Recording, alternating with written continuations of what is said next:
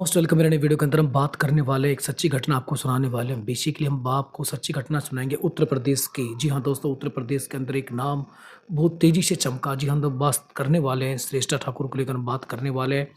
और जो उत्तर प्रदेश जानते हैं, उत्तर प्रदेश कानून व्यवस्था की बात होती है तो भाई श्रेष्ठा ठाकुर का नाम सबसे ऊपर आता है बेसिकली। तो श्रेष्ठा ठाकुर बेसिकली जिनका जन्म बेसिकली उत्तर प्रदेश के अंदर उन्नाव के अंदर हुआ था। और बचपन से वो बड़ी मेधावी छात्रा थी और कुछ करना चाहती थी। सबसे मेन बात थी वो कुछ करना चाहती थी, ऊपर उड़ना चाहती थी। और ज़बरदस्ती मेधावी इंटेलिजेंट वो छात्रा रही थी श्रेष्ठा ठाकुर। और उन्होंने उनके ड्रीम बड़े थे तो भाई उन ड्रीम को पाने के लिए उन्होंने बहुत हार्ड वर्क किया, बहुत सारी मेहनत की और लगातार आगे बढ़ती गई। उनके फादर एक बिजनेसमैन है। और श्रेष्ठा ठाकुर ने बताया कि उनके जो बड़े भाई हैं उन्होंने उनकी बहुत सारी हेल्प की कि जब वो तैयारी कर रही थी अपनी स्टूडेंट लाइफ में और कुछ बड़ा करना चाहती थी तो उनके जो भाई थे उन्होंने बहुत सारी हेल्प की, बहुत सारा मोटिवेशन दिया उनको आगे बढ़ने के लिए। तो 2008 के अंदर जो पीपीएस परीक्षा होती है उत्तर प्रदेश के अंदर, उस कॉम्पिटिटिव एग्ज़ाम को उन्होंने फाइट किया। और दोस्तों, उस एग्ज़ाम को क्रैक करने के बाद में उन्हें उत्तर प्रदेश के अंदर डीएसपी का पद बेसिकली वहाँ पर दिया गया। और उसके बाद उनकी जो है पोस्टिंग हो जाती है। बट उससे पहले मैं एक छोटी-सी घटना आपको और बताना चाहता हूँ। जब उनकी जो कॉलेज की पढ़ाई है वो बेसिकली कानपुर से हुई थी। और जब वो कानपुर कॉलेज के अंदर जाते थे तो उस समय काफ़ी सारे मन चले थे जो परेशान करते थे, अब्यूजिंग वर्ड्स बोलते थे। तो ऐसा श्रेष्ठा ठाकुर के साथ भी हुआ है। श्रेष्ठा ठाकुर ने जब इसको लेकर पुलिस से शिकायत की तो लेकिन पुलिस ने कोई एक्शन नहीं लिया, पुलिस ने कोई कार्रवाई नहीं की। तो तभी श्रेष्ठा ठाकुर ने सोच लिया था कि मुझे जीवन में कुछ बड़ा करना है, कुछ अलग करके दिखाना है।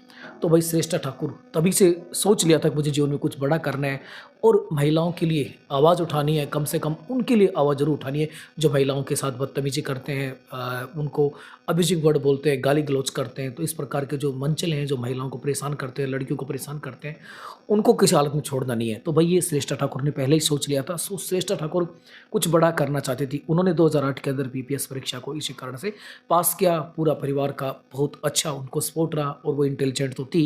तो भाई उनकी पोस्टिंग हो जाती है और इस एग्ज़ाम को क्रैक कर वो डीएसपी बन जाती है। उसके बाद उनकी उत्तर प्रदेश के अंदर जहाँ भाई पोस्टिंग होती है तो वहाँ एक सबसे मेन बात होती है कि जैसे एक दिन की घटना मैं आपको बताता हूँ जहाँ पर ये कंट्रोवर्सी हुई थी और श्रेष्ठा ठाकुर को सभी जानने लग गए थे। सोशल मीडिया पर उनकी फ़ैन फॉलोइंग बढ़ गई थी। इसके पीछे कारण था कि श्रेष्ठा ठाकुर एक दिन, आपको पता है, ट्रैफिक के अंदर कुछ चीज़ें थी, कुछ साधन थे, आने जाने वाले लोग थे, उनको चेक कर रही थी। तभी वहाँ एक व्यक्ति गुजरता है और बेसिकली उसका चालान काट दिया जाता है। वो चालान काटने पर वो व्यक्ति बताता है कि मैं बीजेपी का नेता हूँ, फलाना हूँ, ढिमका हूँ। अब जानते हैं भाई ऐसे ये छुट-भैया नेता अपने आप को बहुत बड़ा दिखाने की कोशिश करते हैं। तो ये व्यक्ति भी अपने आप को बहुत बड़ा दिखाने की कोशिश करता है और वहाँ पर श्रेष्ठा ठाकुर से तू-तू मैं-मैं हो जाती है। और इस ₹200 के चालान काटने के बाद तो वहाँ पे श्रेष्ठा ठाकुर कहती है कि भई आप मुख्यमंत्री से लिखवा के लाओ कि आपका चालान नहीं काट रहा है तो हम नहीं काटेंगे चालान।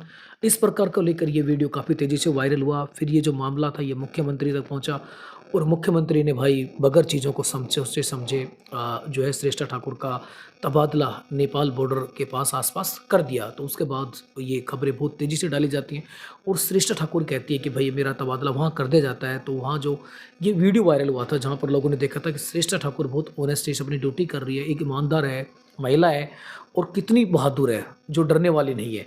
उसके बाद तो आपको पता है कि उनको बहुत ज़बरदस्त सपोर्ट किया गया। बट ये जो घटना थी उसके बाद उनके सोशल मीडिया पर भाई फैन फॉलोइंग बहुत तेज़ी से बढ़ गई थी श्रेष्ठा ठाकुर की।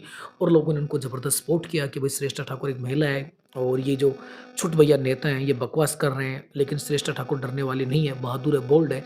और बहुत सारा भाई उनको सपोर्ट किया गया सोशल मीडिया के ऊपर।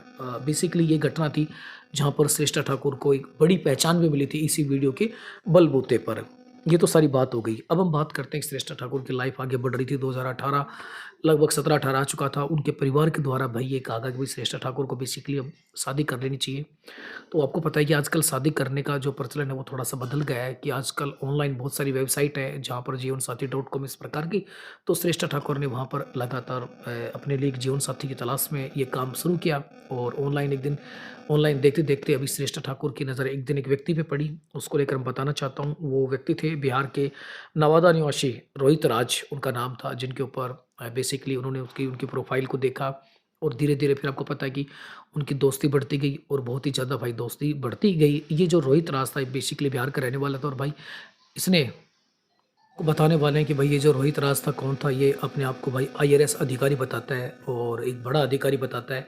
तो उसके बाद दोनों की जो दोस्ती है वो धीरे-धीरे भाई प्यार एंगल के अंदर बदल जाती है और फिर दोनों के जो पारिवारिक हैं, घरवाले हैं वो भी भाई एग्री हो जाते हैं और वो शादी कर लेते हैं। लेकिन ये सब जो होता है लेकिन धीरे-धीरे भाई आपको पता है श्रेष्ठा ठाकुर को ये आभास होने लग जाता है कि बेसिकली ये अपने आप को आईआरएस अधिकारी बना बताता है, पर लगता नहीं है कि आईआरएस अधिकारी है।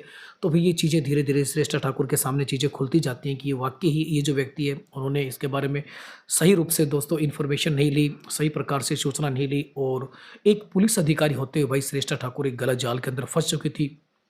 लेकिन भाई क्या करें, अब काफ़ी देर हो चुकी थी और बेसिकली श्रेष्ठा ठाकुर का एक बेटा भी हो चुका था। तो श्रेष्ठा ठाकुर ने फिर तमाम इन चीज़ों के बावजूद भी अपनी शादी को बचाने के लिए लगातार कोशिश की। बट इस व्यक्ति की जो रियलिटी थी वो बाहर आ चुकी थी कि ये कोई आईआरएस अधिकारी नहीं है, ये एक फर्जी आदमी है। लेकिन क्या करें, एक पुलिस में होते हुए भी श्रेष्ठा ठाकुर, इतनी दबंग अधिकारी होते हुए भी श्रेष्ठा ठाकुर से इतनी ब्लंडर मिस्टेक हो गई कि भाई वो इस शादी जैसा काम कर रही है और आँख बंद कर उन्होंने विश्वास कर लिया एक फर्जी व्यक्ति के ऊपर और भाई इस प्रकार उन्होंने बिना सोचे समझे इस व्यक्ति से शादी कर ली। बट जैसे रियलिटी आउट हुई उसके बाद इस व्यक्ति से श्रेष्ठा ठाकुर का भाई तलाक डाइवर्स भी हो जाता है।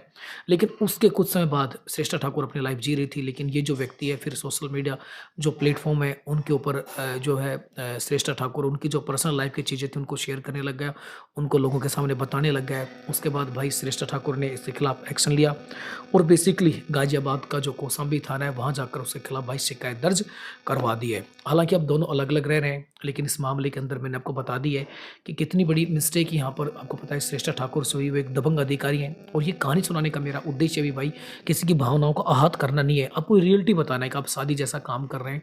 तो बेसिकली आपका फ़र्ज़ बनता है कि भाई आप रियलिटी जाने, किस व्यक्ति से शादी कर रहे हैं उसके बारे में जाने, बट आप आँख बंद करके विश्वास कर रहे हैं। और फिर ये श्रेष्ठा ठाकुर तो लोग एक डीएसपी जैसे पद पे होते हुए भी इनसे इतनी बड़ी ब्लंडर मिस्टेक हो गई। तो भैया पूरी कहानी कैसी लगी, सच्ची घटना ज़रूर बताएँ। इसी प्रकार की सच्ची घटनाएँ लेकर आपके सामने मैं लगातार आता रहूँगा, लेकिन आप लाइक शेयर सब्सक्राइब ज़रूर करें। हमसे फिर मिलते हैं इसी प्रकार की इसी प्रकार का प्यारा सा वीडियो लेकर।